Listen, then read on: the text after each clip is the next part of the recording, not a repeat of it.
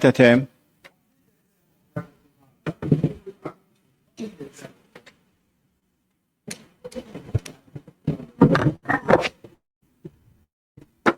Big box.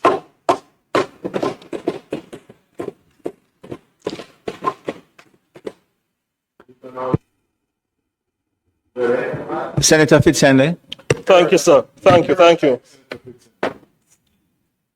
I recall when I began my media career about 17 years ago at age 20, even when a few years after I ascended to the management cohort, I was particular about assigning myself to the courts because at the time I believed that the court is an important forum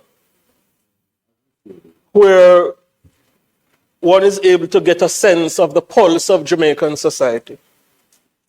I still retain that belief even in my political journey.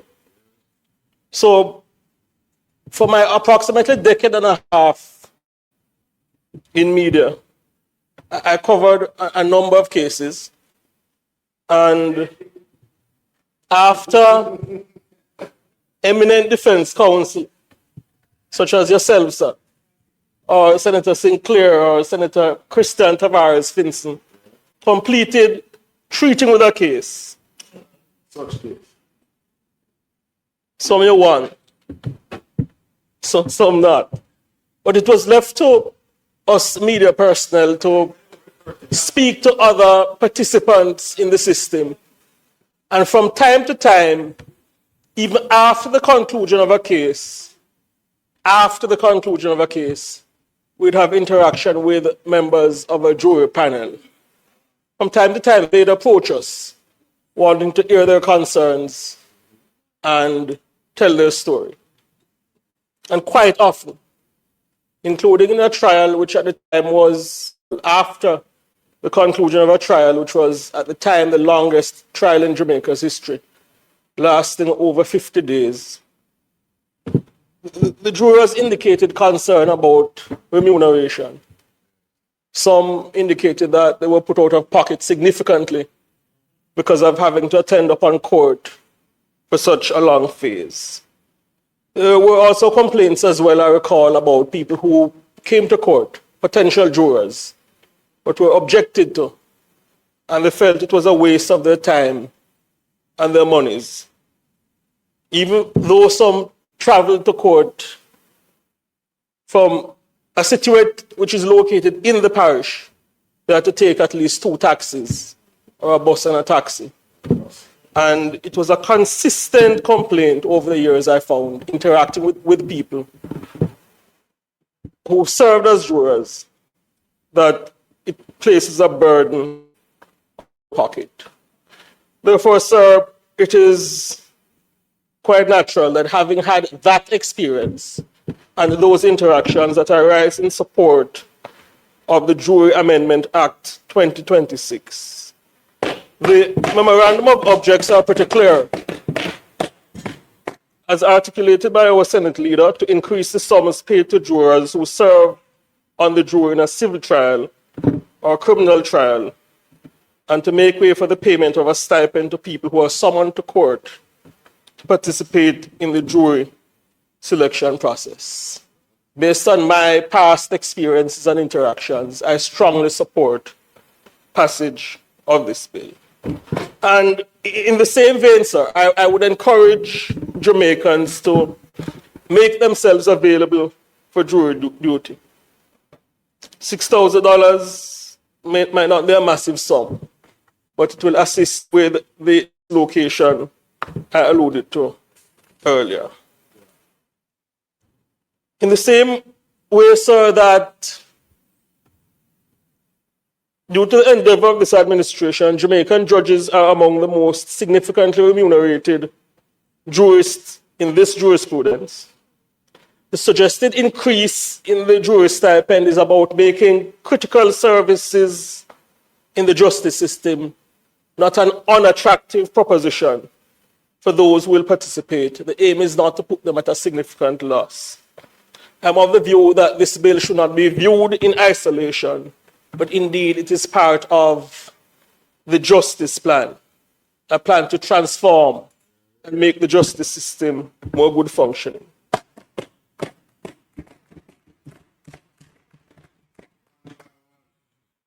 I think the Parliament should know that Jamaica has been actively transforming our justice system. This is one step in the right direction. And part of that transformation process involves processes led by the Honorable Justice Minister, Minister Chuck, that includes bringing greater technology, infrastructure development, and alternative dispute settlement mechanisms to enhance efficiency and accessibility.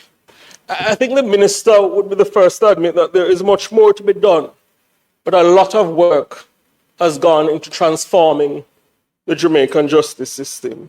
For example, the Justice Undertakings for Social Transformation JUST program, which aims to tackle the issue of backlog in courts.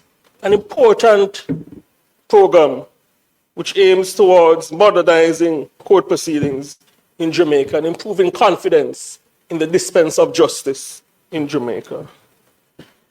Other programs which augur well towards the transformation of justice system include the island-wide court network, which speaks to the technological modernization and digitization of the Jamaican justice system. Under the superintendence of Minister Chuck, we've had pioneering initiatives including the electronic filing and digital recording system and technology, as you'll be well aware, sir, to facilitate the taking of evidence without physical attendance at court. This bill to amend the Jury Act is part of a wide-ranging process, a multifaceted process towards transforming the Jamaican justice system. And there have been legislative amendments as well. I allude to the Child Divergent Act 2018 and what is so-called the expungement law, which was approved in the Senate not too long ago. The Justice Minister has also been particular about improving the conditions under which staffers in the system operate. And in that regard, we have seen major investment and renovation, also new courthouses, St. Anne, Clarendon, St. Thomas, to make better the working environment for people who participate and work hard and contribute towards upliftment of the justice system. All of this indicates that this administration is focused on not only one-off steps being taken. We don't adopt a piecemeal approach. We are fully committed to transforming the Jamaican justice system.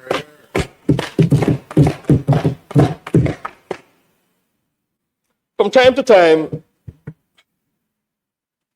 I see measures come before the Parliament, policies, motions, bills, and they appear straightforward and in the interest of the people. And I hear resistance from the opposition benches. For example, I recall when I came into the Senate, despite the Prime Minister having tabled Plan Secure Jamaica, there was a demand for a crime plan from the opposition. Senator Scott Motley used the word oxymoron earlier. I imagine they meant an anti-crime plan. Yes? And I recall when the states of public emergencies were before the Parliament for extension, despite data which indicated that Jamaican lives were being saved, the opposition voted against the measure. I recall heavy weather was made again concerning the Zoso law. Well, I heard Senator Fame, is it, allude to the work of the security forces. It's good for the Parliament of Jamaica to record that that anti-crime plan, despite the resistance of the opposition, has resulted in major gains. Many Jamaican lives. We had a 40% reduction in murders last year, and this year the reductions have continued, approximately 29%. So I'd encourage the opposition in treating with this bill to view it not just as a one-off measure, not a piecemeal approach, but part of the justice plan. And I'd encourage them to learn from previous mistakes where they objected to measures which are in the best interest of the people of Jamaica. In concluding, sir, I've heard arguments by eminent stakeholders concerning backlog in the courts and what has been posited to be the need to dispense with the jury system in Jamaica. I am not dismissive of those concerns, but I must indicate that I am in full support of a hybrid system of dispensing justice in Jamaica. To put it clearly, I support the retention of a jury system in Jamaica, even as there are some instances where some matters require the attention of a judge alone. You see, colleagues, our justice system is ultimately about delivering for the people, dispensing justice for our people in a manner which is lawful. And it helps if, in the way this justice is dispensed, it helps that in the way this justice is dispensed, it is ostensibly fair in the eyes of the people. I'm a strong believer in the notion that it is important that a good functioning justice system must in some way maintain involvement of the people. The ordinary Jamaican from time to time should be called upon to be the ultimate assessor of facts and pass judgment on their peers. I suppose, sir, what I'm saying is, in summary, when Lord Delvin, I believe, in 1956, the Hamlin Lectures postulated that trial by jury is more than an instrument of justice, more than a wheel of the Constitution. It is the lamp that shows that freedom and justice lives. His words are timeless. They have posterity, and indeed he spoke well. As indeed his submissions highlight the concept of a jury as a safeguard against perceived excesses and a bastion of liberty in the Jamaican justice system. The Jury Amendment Act 2026 has my full support. Thank you.